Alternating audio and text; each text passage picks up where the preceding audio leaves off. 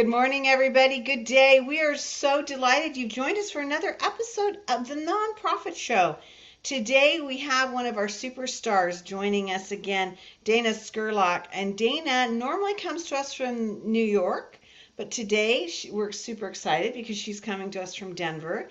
And so we're going to call you a Western girl now. Okay, I'll take it. I'll take a new title. That's great. For this one day. Instead of director Mhm. of recruitment for Staffing Boutique, we're going to call you Western Girl. So we're super excited. We have a very interesting conversation with Dana today that Dana, I don't think we've ever had. And that's specifically about staffing as it relates to the holidays and how you can work with, this concept of bringing in extra help, temporary help. And so this is going to be a really interesting conversation for us to all have and to navigate. Again, I'm Julia Patrick, CEO of the American Nonprofit Academy. Jarrett Ransom, the nonprofit nerd, will be back with us tomorrow. Again, if you've missed any of our more than 700 episodes, hard to believe that I'm saying 700. Wow. Yeah, you can join back up with us in our archives on Roku, YouTube, Amazon Fire TV, and Vimeo. And you can also download the most recent episodes on podcasts. So wherever you like to queue up your content, find us there. Again, we want to thank all of our presenting sponsors who allow us to have these amazing conversations like we're going to have with Dana Scurlock. Bloomerang, American Nonprofit Academy, Your Part-Time Controller, Be Generous, Fundraising Academy at National University, Staffing Boutique, Nonprofit Thought Leader, and the Nonprofit Nerd. Okay, Dana Scurlock, in the green room chatter, I confess to you two things. One, as much as I feel like I know you, you and I have never done a show together, which is super Yeah. weird. Super weird. That's just a confluence of Luke. time. Yeah. And then the second thing is that Kevin Pace, our executive producer, has said that you rank as like his top guest. And so Oh. he's always like, Oh, that's so get that woman kind. on. Oh, that is too kind. Listen, I'll take an invite to come back any way I can. So thank you very much. Well, we love having you here. We love your commentary. Even though you and I have not worked together, I always watch the episodes that you're on, and I'm Uh-huh. fascinated by the things you say. And so, as director of recruitment for Staffing Boutique, um, you see a lot.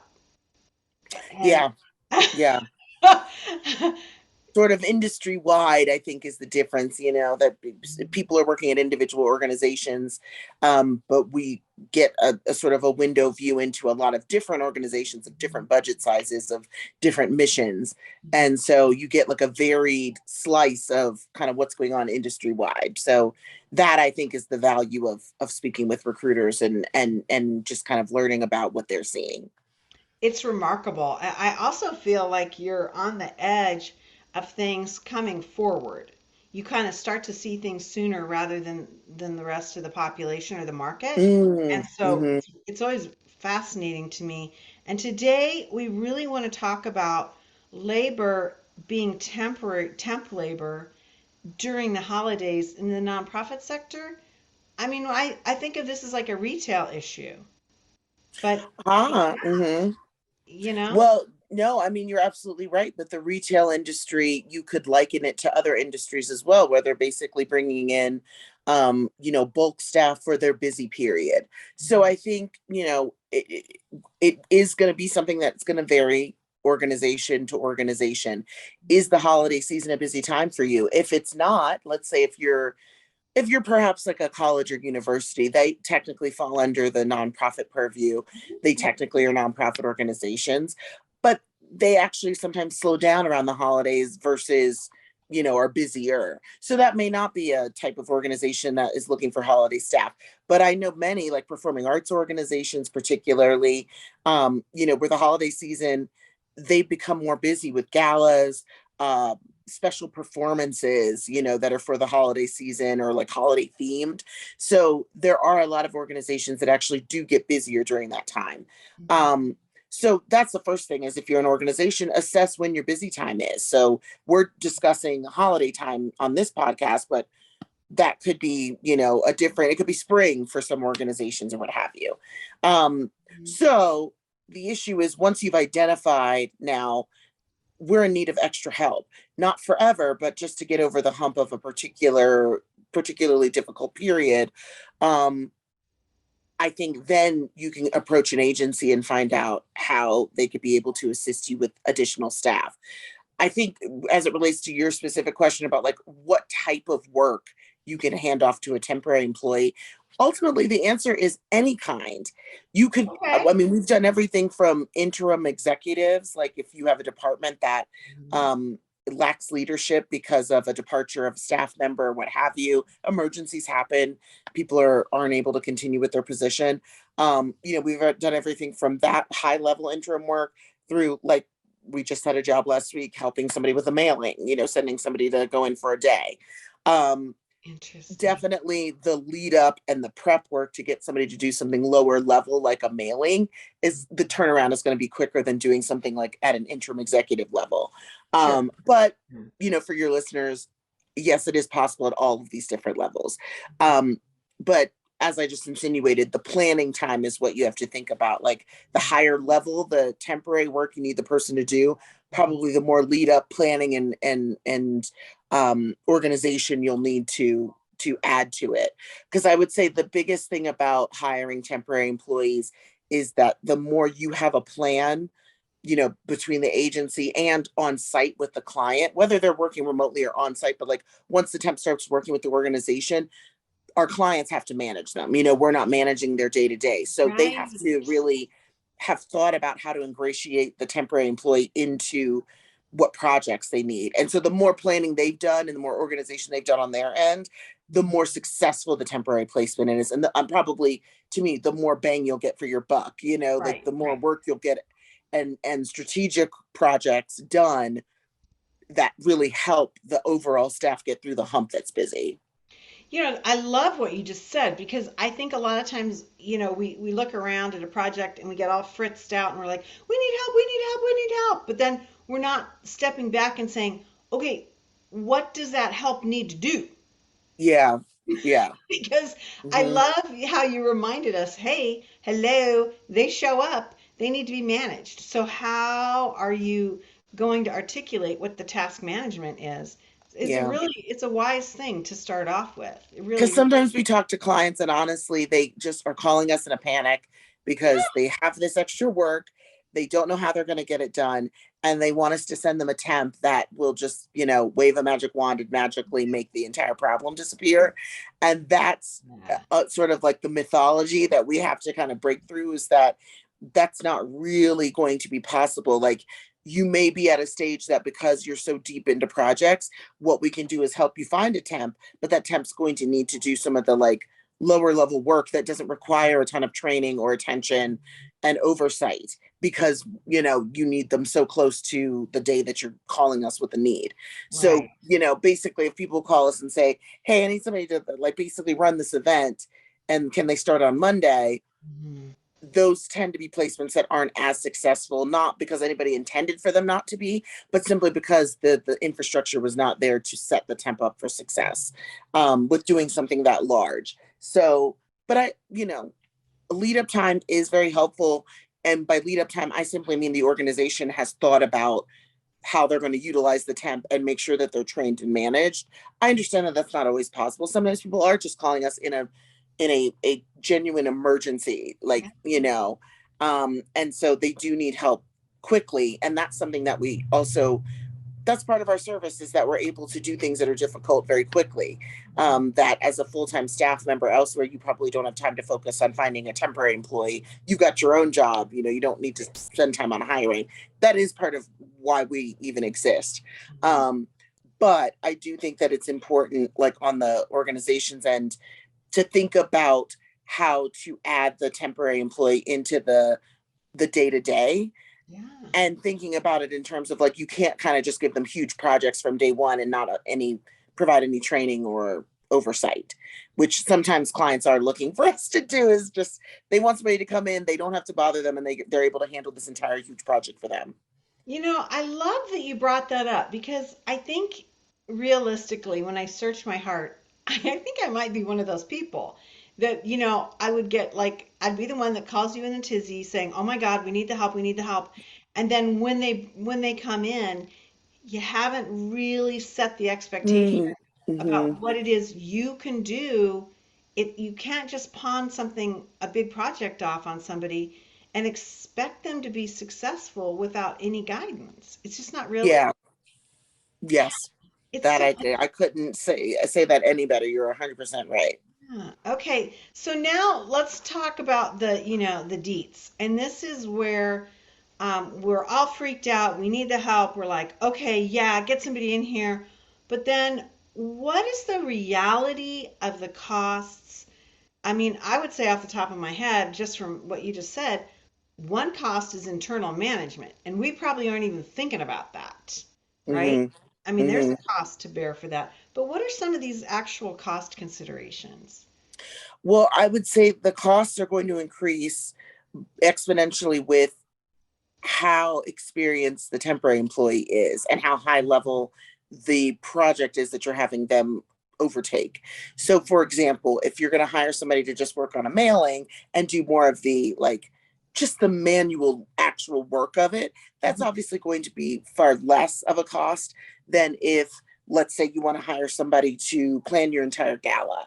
The more specialized the work, and also just to be able to entice someone to work for, let's say, 3 months versus a week.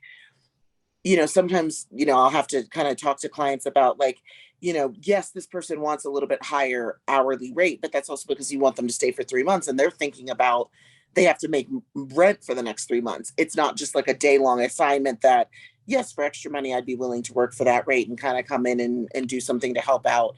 And it doesn't pay that much, but I'd be willing to do that for a short term is very different than I'm going to be relying on this essentially full time in terms of hours, full time position. I'm not going to work elsewhere for these 3 months. It needs to be a livable wage. So that's something to think about. And then again, like I said, it's going to depend on the complexity of the project. So going through an agency is going to be more expensive than than you hiring the person yourself. That's always sort of the mantra that when we get on the phone with somebody, if they have a little sticker shock, at the hourly rate, you have to think about the fact that we're paying the candidate, and more than half of what the bill rate is to the client, most of it's going to the candidate. But then of course there is, we handle unemployment, and then of course there's our fees, taxes, payroll taxes, and all that we're covering for you. So you do save some money because you're not putting the person on your own payroll, Yeah, but it may be more expensive than, let's say, if you hired them on your own, but the cost is at the expense of your own labor. So like if you simply do not have the time to, let's say, complete your gala, and the gala brings in $1 million every fiscal year, the cost of not getting the gala done properly is the bigger cost than hiring the temp. right. And it's also, I want to back up because I think this is a really interesting aspect. And I'd love for you to maybe chat a little bit more about this. You just said some magical things. One is your company, that staffing company, is paying the employee. They're dealing with all the paperwork, Yes. filing all the taxes, all that stuff. And then I got to ask this, ultimately, if it doesn't work out or hiring or firing, that's on you as well, right? Yeah, you're absolutely right. We basically are able to take away all of the sort of the unfun stuff about hiring. So you're absolutely right. So like the sourcing of candidates, we pre-screen them for you. When you want to hire someone, we, are going to put them on our payroll. So we handle getting all of their paperwork, references on file. You know, uh just Wow. sort of like the direct deposit forms, those kind of like boring things that you have to coordinate with your finance department. You don't even have to worry about it. You've hired them, they're starting on Monday, we handle the rest. And so, there's a convenience factor to that. We pay the candidates once a week, so we make sure that the candidate's happy in terms of compensation, and that they're getting their paycheck sometimes quicker than an organization does because they may be on a 2 week or a month cycle. So sometimes that's also helpful in keeping candidates engaged because it's a short-term thing and we're getting them paid right away. Um, but yeah, that's also what you are paying for with our service is the convenience, and it frees your time up to continue with what I'm assuming is your already swamped schedule, which is why you even need a temporary employee in the first place. Because people do depart jobs unexpectedly. There are Yeah, emergencies that come up. People go into labor early. There's all these reasons why people would need a temporary staffing, and it's not all negative.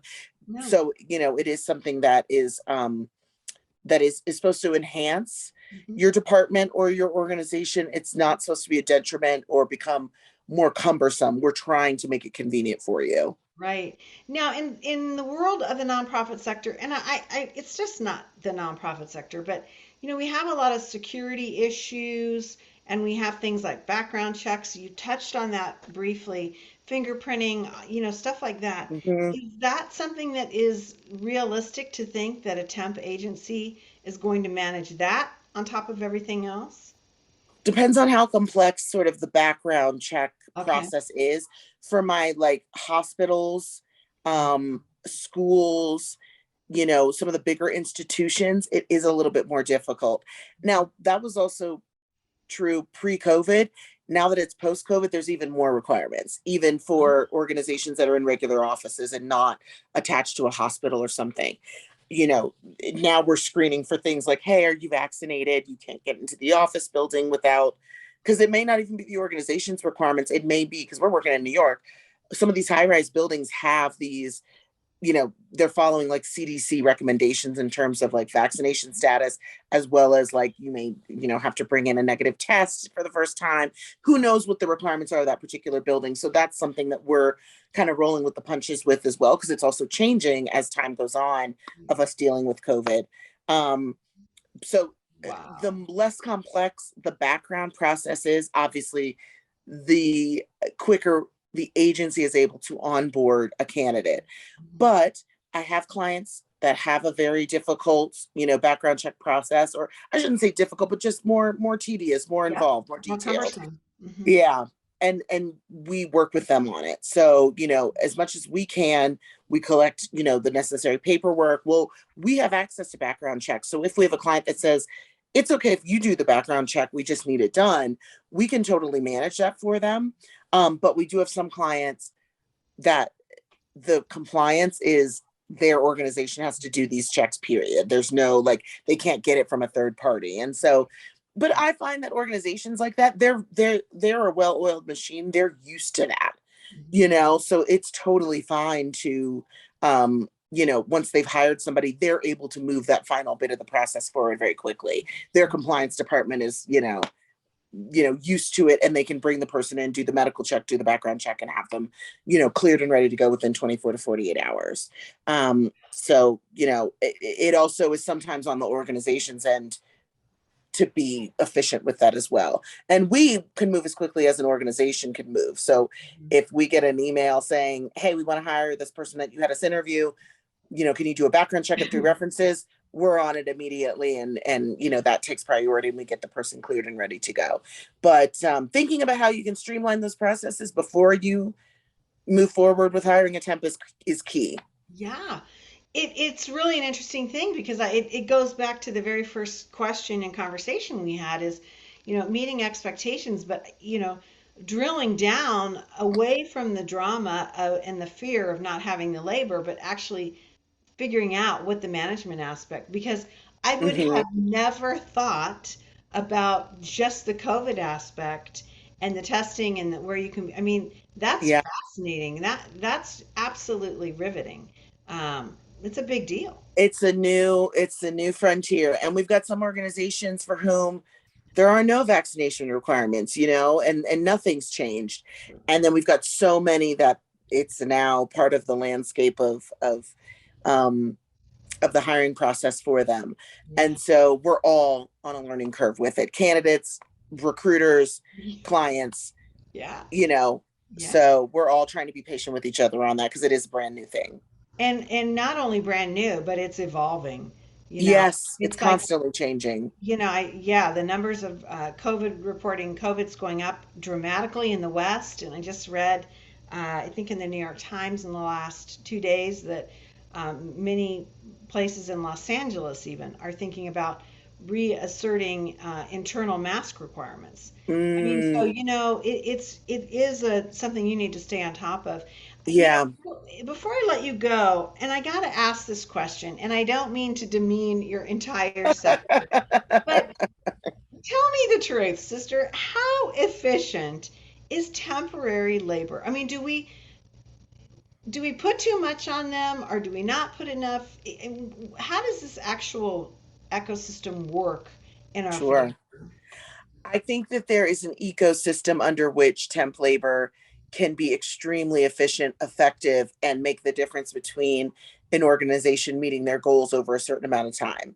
Okay. That ecosystem is going to include screening the candidate for the most crucial portions of the job that you need them to do and focusing on that in terms of their background. So, for example, if you give me a job and there's maybe 8 bullet points that you need the temp to handle, but we focus on the top 4 that you need the most help with. And that's what I match the candidates' backgrounds to that I'm going to present to you. I think we're setting it up for more success once they get in there. And the things that you need the most help with is what the person has experience with. And I think that creates a great synergy.